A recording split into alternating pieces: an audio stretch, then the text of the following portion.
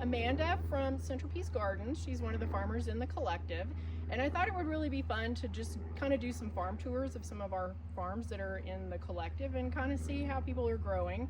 We have a very challenging climate here. It's super short, and matter of fact, we may have a frost Monday morning, I think. Yeah, Sunday night, Monday morning. Because she and I are both in sort of these black holes where we tend to get colder than most everybody else. So she's kind of in panic mode, I'm in panic mode, and so she's got a lot of beautiful flowers here. So I thought we'd just chat for a little bit, and then I want to show you all the different beautiful places around her farm. This is just amazing out here. So Amanda, tell me a little bit about how you decided to be a flower farmer, maybe first and foremost, and then how long you've had your farm, and then we can maybe kind of just walk around and see some of these beautiful flowers. Okay. I had like no interest in gardening growing up, which is funny, or really interested in flowers until my wedding. Oh. And then that's when I started Pinterest boarding. Oh, sure. And then I found garden roses, which is kind of where the love of like flowers dipped in. And so our last house, my husband for my first Mother's Day got me like some rose bushes. And then he was the one that was into gardening at first. Actually, I remember giving him a hard time to come home from Lowe's with like a ton of plants. I'd be like, how much money did he spend? Yeah. But then I started getting into it. And once we moved here 3 years ago, we had so much space. And so that's when I was like, well, it would be fun to do something with it. Yeah. And so that's when we started plotting the big rose field over there. And then doing that just grew the thing for everything else. Fabulous. Yeah, well, we'll go over to the rose field and take a little tour over there. And she's had some challenges with a lot of different things with getting these roses established, but they're absolutely beautiful. So let's walk around this little garden here. I'm going to run and grab the camera, and I'll just follow you, and maybe you can just tell me what you have here and about your hoops maybe and why you're doing hoops. So, all right, let's just walk around. Yeah, so this is not all annuals, but mostly annuals, besides the phlox and chrysanthemums and some delphinium. So let's see, I can just take you through. So this was my first low tunnel, which had a lot of mistakes, so this will be getting replaced. But I found that I like these PVC pipes better. They're just easier. I also have the wrong hoop bender for this size, so that's why they're pointing at the top. But yeah, we just started doing the low tunnels this year because, like Lisa was saying, we have such a short growing season. Last year we had like 60 days.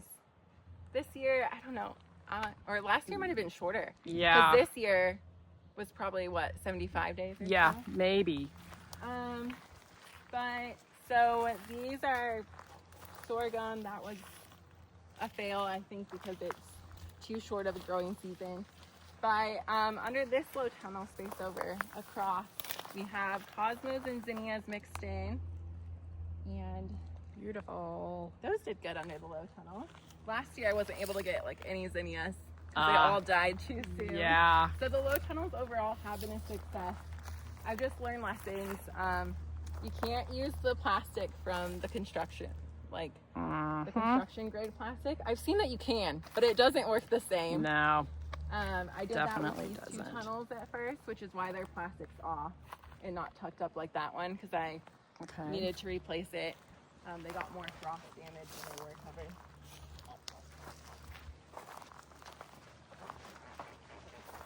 But overall, low tunnels have been a huge help. So I actually just added one this morning to hopefully get to see some chrysanthemum blooms after this frost this weekend. Let's hope. And then over here we have delphiniums, which these delphiniums might be overcrowded because they were having a hard time this year. They weren't as tall. I'm not sure. But so I might thin them out in the spring. And it could just be age too. Once they get a little more established and a Yeah. little older, they'll get a little bit taller. Wow, and look then at we your have Sweet William too. feverfew right here, which this little clump made so much in the spring. Yeah. Like, I had way too much feverfew just from this little clump. Wow, really? Because Yeah. you sold a lot of feverfew. Yeah, I had so Wow. much.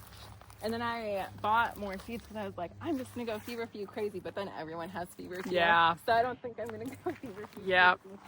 This is Sweet William, which did amazing, but this color wasn't a seller. I Which didn't is so sell one surprising bunch, I because think. it's so pretty. So that's one of the other things is learning the market. Yeah. So I'm like, this did great and very Yeah, plentiful, but I yeah. didn't sell any, so I won't grow it again. But it just must have not been a look at hot your color. Pretty cosmos. Yeah, then we have more cosmos over here. A lot of Dara that I threw seed in a completely different row last fall, and it just popped up Really? in walkways, Wow. which is fine. Yeah, that's all right.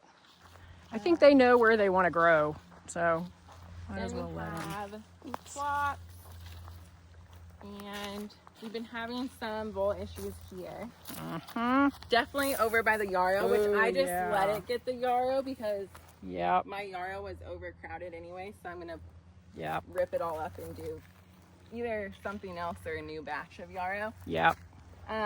But that's the SuperCat that we were talking about. But Oh I yeah, didn't put it in the right. SuperCat. That's the trap. Let me see if I can zoom in here. Sorry for my camera skills here, folks.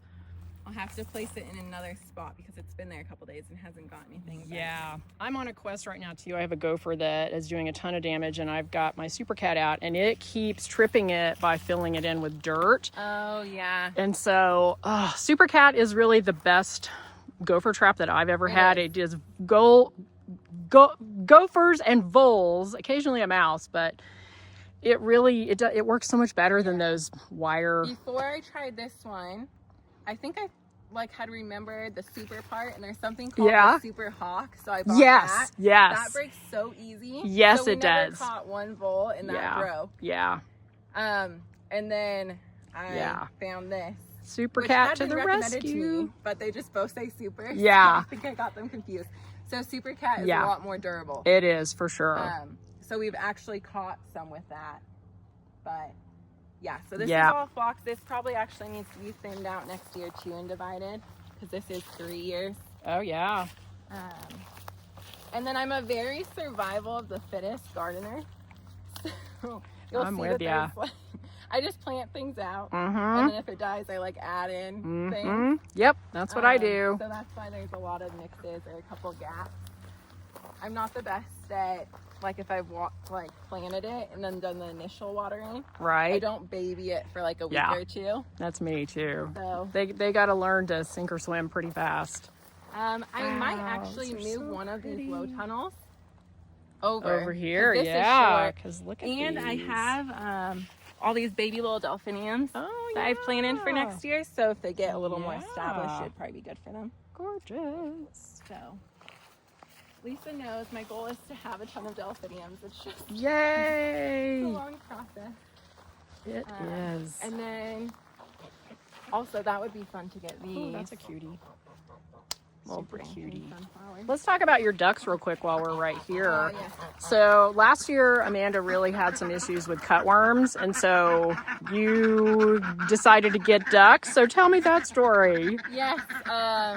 So I duckies. got recommended ducks for just bugs, and I find at least with the flowers that I grow, which I have heard that they like some flowers more than others. Mm-hmm. But with what I'm growing, they like the flowers just as much, if not more, than the bugs. Oh boy. So honestly, I think chickens are better for bugs, but chickens dig up all your Yeah, plants. they dig. So, but they're really not that into bugs. I will bring them, You guys. I'll bring them bugs, slugs or something, and they don't even, they don't go for slugs. Oh my gosh, you guys. So, they're great for fertilizer though. Mhm. You can just scoop up their pond water and put it directly on the Oh plants. yeah, I bet it's great. So they're still worth having for a low maintenance. They are really low maintenance animals. Okay. I just keep their pond filled and flush it out every once in a while. Yeah. And I will give them garden scraps. They like weeds, so that's good. Oh, that's so good. So if you had a weedy area, Yeah. they love the grass weeds and stuff, but bugs not so much. Not so much. Best thing for cutting worms, I think, for us was when we had really bad cutting worms, we were really on top of like digging around the plants and getting baggies full and giving them to the chickens. Wow. And now that we've been growing a couple of years here, we have a lot more wildlife. So I think the birds and stuff have just balanced it out better. Yeah, so just building that ecosystem really just made a difference. Exactly. So Amanda was telling me, so you have 34 acres here, is that right? 34 acres. So they started clearing out some of the juniper. Was that the first year or last year, or when did you start clearing juniper? A little while ago? Yeah, we started clearing the first year we moved in, and I think we've done a little bit more every year. Though, yeah. So that has altered the ecosystem probably a little bit. Yeah, by doing that. We definitely get more wind. Like we get a lot of those dust twisters. Oh, okay. Spring wind is pretty intense, so you get a lot more of the cold nights, I think, because you're not trapping in any of the heat. Yeah. So in retrospective, it wasn't the best choice. Yeah. So it's nice to see the mountains in the background. So Right. there's the pros and cons. Right. It's just for growing. Not the best thing, but yeah, lots of learning curves here. We'll talk about it more with roses, but when we lived in town, it was like 1,000 times easier to grow roses, which is why we made the big plunge. And neither of us had ever lived on property in like an open field. So field growing and residential growing are like completely different Night things. and day. So it's just one of those things you learn. Oh boy. Well, all right, I'm going to pause this and then we're going to walk over to the rose garden area and then we can talk a little bit about the roses and I'll show you some of the beautiful ones she's got. Okay, so we made a quick little pit stop here. We're going to just look at her darling little greenhouse real quick. So just tell me what you've got going on in here. So this is 10 by 20 feet, I think. And right now this is really overgrown tomatoes, one cucumber plant, which you would think that it's, I like keep trimming it back and giving it to the ducks, but it's taking over. I have been in my first trimester of pregnancy all summer, so my hopes and dreams for this were, I mean, if it's hot outside, it's like really hot in here. But what I did is, I have all my ranunculus still in here. Oh, cool. So we'll see how the experiment goes next year. I'm hoping that once I cut all these back, the ranunculus will just come and be super strong. And my ranunculus were great last year. They were so tall because we do have a heater in this greenhouse. Okay, nice. So we can make sure it doesn't frost. Right. As long as, you know, it's like not crazy cold. Yeah. Because it is just one heater. But yeah, so everything, I mean, does great in here. But I wanted to do dressed veggies in here last year after last year because I really wanted tomatoes and all my tomato plants died last year. So I definitely have tomatoes, but I probably should have planted like 1/3 of the plants to make it manageable. And I probably would have gotten as many tomatoes because a lot of them grew so much that it's like they shaded each other out, you know? Yeah. So learning lessons. I've done that. Yeah. Well, it's super cute. Did you guys build this or was this already here? No, we put this together. Okay. One other thing maybe we should mention, I don't know, it's kind of gross, but it is important, although mine flipped over. For people, if they have mouse problems, have you talked about that mousetrap before? Those are a lifesaver. You know, I had to just return mine. I got a different version of that. And I caught one mouse after like 5 days. And then it's supposed to reset itself. So like if one goes in and it didn't, it stayed like the little flap stayed straight up and down. So I just returned mine today. Maybe I should send you the link for the one that's different. So when we first moved in, we have like 10 cats now. So we don't have as much of a mouse problem. Because we live on 30 acres. So you need a lot of cats. You need a lot of kitty cats. We learned when we first moved in that we just were getting them like in our storage and everywhere. But so we came across these and I've had great luck with these and they always reset themselves. Okay. And that's like the best thing ever because if you have a mouse come in, they eat all the tops of your seedlings. They eat everything. And it's always so disappointing. I'm gonna try that version then. Send me the link and I can I'll put that down in the show notes too. Yeah. And then slugs have been the main issue in the greenhouse this year. Because that's where like the moisture is. Ah, okay. So you can see our Brussels sprouts. Oh, yeah. are like completely eaten. Wow. Yeah. So actually, if I was gonna Interesting. put the ducks somewhere, I should trap them in here Maybe for a try day. to put them in here. And maybe. Interesting. But Wow. yeah, everything. But the tomato plants are fine. Okay. Okay, here we are in her big, gigantic rose garden field. What do you call it? Rose field? Rose. Yeah, and it is, I think it's technically like a 1/4 acre-ish Wow. space, but then we just have them individually dripped. So many. How many roses did you put in the first year? Maybe like 300. Oh my gosh. There's like 500 spots. Wow. We probably are back down to like 300 or 250. We'll talk about that. So roses, like I said, residential gardening and gardening here is like so far apart. It's crazy the difference that like pavement on the streets make. Yeah. And it's true. just the wind stopping from fences and houses and like the protection that gives you in town. Yeah. So every spring we've had to cut these roses like back to basically the base. And so they are really resilient. Like roses, I think people give them a hard time for being a hard plant. If you weren't in a crazy zone like ours, right. Yeah. it actually is like a pretty easy plant to grow. I mean, there's diseases that can happen if you live in a really humid area. But they're not as complicated as people make them out. Like they're very resilient. You can chop them down and for the most part they will regrow. But yeah, our biggest thing here has been our spring. We warm up in like February and start getting random 70-degree days. Yeah. And then you'll see your roses, like our roses overwinter fine. It's the spring when they start like getting new buds and leaves. And then they just get zapped over and over again. And that's when the canes start just dying back and dying back, all the back and forth. Gosh. So what we're gonna hopefully do this year is we're at least doing on the outer edges 2 tunnels.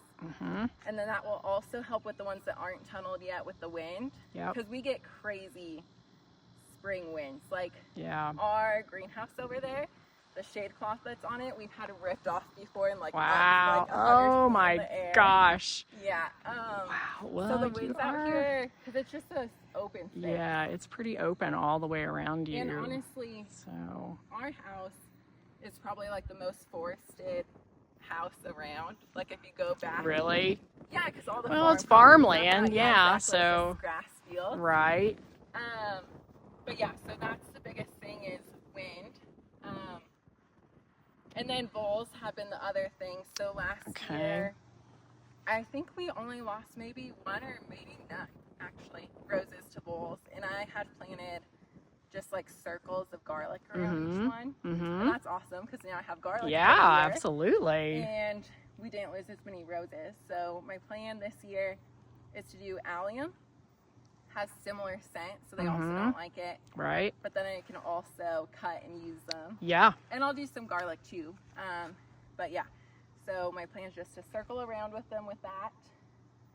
And then the low tunnels, and hopefully they'll get the protection, and eventually probably all low tunnels if we want this to be super lush and beautiful. Because at the end where you parked, you have just a 1-year-old rose, and it's huge. But we frost covered it like the whole spring. Oh, you did? Okay. But it's first year and it's bigger than all of these. Really? Yes. It's bigger than all of these. And it's just because it got that spring, like I think we planted it at the very beginning, no, maybe mid-May. Yeah. But we frost covered it and then it's also against the wall. So okay. Yep. Extra protection. And just that little bit of extra protection, it's so much further than any of these roses. I bet that's what's going to happen in this space once you get your outer tunnels. Yes. I think you're going to maybe have like a bit of a microclimate in here, maybe that's a little more protected. I even noticed, like when we got the mini frost in August, even just leaving our weeds up, because last year we had cleared the weeds in the field, so it was like even more open. Right. I think even that gave them a little bit more protection. Oh, I bet so. Because I hosed off our whole yard, but I didn't hose off this area. We have a hose out here. Right. But they like continued blooming, even though there was a light layer Yeah. based on Yeah. some of the things around. So Interesting. I definitely think having the wind protection will make a big difference. Mm-hmm. Amanda's had to be really creative, just like me, in our special little tiny microclimates. It's like, we don't have, I mean, we live in an area that already is short, 90 days. Yeah. But we don't even get the 90 days. Nope. And then we get really cold nights. Yeah. So, yeah, like I already had the mini, like had to hose everything off for frost Yeah. in middle of August. Yeah. And my stuff always grows so much slower than the Yeah. SuperCat. So Yeah. that's like a learning curve just because the cold nights. Yeah. It's like my amaranth has been out for 60 days and I think it's like 45, I don't know, Yeah. whatever that hot Oh, biscuit yeah. is. And it's Yeah. still like just sending up the bloom. It's the same for me, and I think that's why a lot of my stuff stays fairly short too, is we just, our cool nights, I mean, once plants, I think it's 40 degrees, below that they just don't really grow. So, and we have 40-degree nights pretty commonly all through like early summer, basically. I mean, we get a stretch Probably where get, like 4 weeks of warm nights. yeah, if even that, because there's usually one in there where it, you get that unexpected dip like we had in early August, and man, it's just brutal. A lot of learning curves. Yes. I had to put out successions of things for fall planting Mm-hmm. because I have the low tunnels, and I planted them out like beginning of August, but they've grown so slow. Yeah. And it probably is because we've started getting the cool Yep. nights. I'm like, they're Yep. not going to bloom even Nope. with the low tunnels. It's just Nope. so it's Welcome to learning. my world. Yeah, it's frustrating. And, we see all these places. We're on the east side of the Cascades, and on the west side of the Cascades where they get more rain and they have much more mild temperatures. I mean, their stuff grows enormous over there. Yeah. And it's just the complete opposite over here. We're just never going to have those gigantic Even plants. my friend who lives in Sun River, Yeah. her roses overwintered great. And I think it's because they have so much more snow in the spring. Yeah. That they get that. I get padding them. and they don't have the Oh, constant yeah. I bet you're right. freeze-thaw. Yeah. They're just So insulated. yeah, it's crazy the different microclimates. Yeah. So that's a good lesson, is probably before you, maybe would you say this, before you invest in 300 roses, learn your microclimates. Maybe. Yes, at least have like a plan on Yeah. how you're like test it out. Yeah. Have a plan on how you're gonna get them. Because if you want a flower, then it could be worth the work. Yeah. Like we're still trying because we love Yeah. them. Yeah. But you want to know how it's going to do so you Yeah. can figure out a plan to Right. protect it if you're going Right. to do that. Or you can do something low maintenance. Mm-hmm. Like sedum does great here Mm-hmm. at my house. So I'm planting like a ton more of that in our yard. Yeah. Because that's just easy. Absolutely. And it's drought tolerant too. Yeah, it's drought tolerant. It handles the cold pretty well. Yeah. And they're just tough. Yeah. Yeah, they are. So, You could become a sedum farm. I know. It would probably be more profitable. I know. Oh. But yeah, I would definitely say like test out whatever flowers you want to grow in Mhm. smaller quantities. Then you can see how they do. Yeah. And then you can decide if it's worth the work or not. Yeah. Because for us, it's also like we just really like it's fun to just walk out here and Mhm. look at the beautiful Oh, they're blooms. so pretty. So it's not just about selling them. For Right. us. So it's worth more effort, but it is a less profitable Yeah. job for us. High labor, Yes. for sure. But then dahlias are high labor. for Yeah, that's people, true. You know, because you're digging, these stay in the ground. Yeah, for that's days. true. You don't even have to dig up those and store them. So there is that. And they, So, roses bloom profusely. And they actually do grow a lot. So, yeah, once we get the tunnels, I think it's going to make the world of the difference. yeah, I think so too. Yeah, I mean, they're already looking, I mean, they look so healthy. And like we were talking earlier, because we don't have a lot of moisture here, Yeah. there are no diseases. There's no black spot on any of these. I mean, they just look amazing. I'll do some little close-ups and Yeah, the put some of biggest those in. thing for roses here are thrips.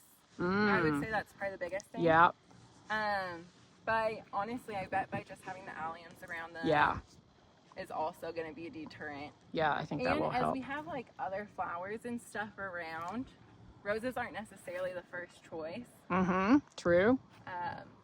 First choice plants, I feel like, are like lupins the first Mm, choice. oh boy, are they ever. And, calendula. And those Yeah. so we'll just make sure to put those in other places. Absolutely. The bucks can flock to those. Yep. Yes. All right. Hi, little babies. Oh, you're so cute. Hi, cuteness. Oh, everybody's sleeping. Oh my goodness. It's kitten season. Hi, cutie. Hi. Meow. All right. Well, thank you so much for joining us this week. It's been really fun to tour around your beautiful farm, Amanda. Thank and you. I'm so excited to see all of your beautiful flowers, and I can't wait to see roses for next year. So awesome. Yes, Thank you so hopefully an update next year. Yes. With a much bigger rose field. Yes, we'll come back and do an update. Yeah, maybe after you get tunnels on and see how everything overwinters and after new baby comes. So thank you so much. Thank you. All right, bye guys. Thanks for joining us.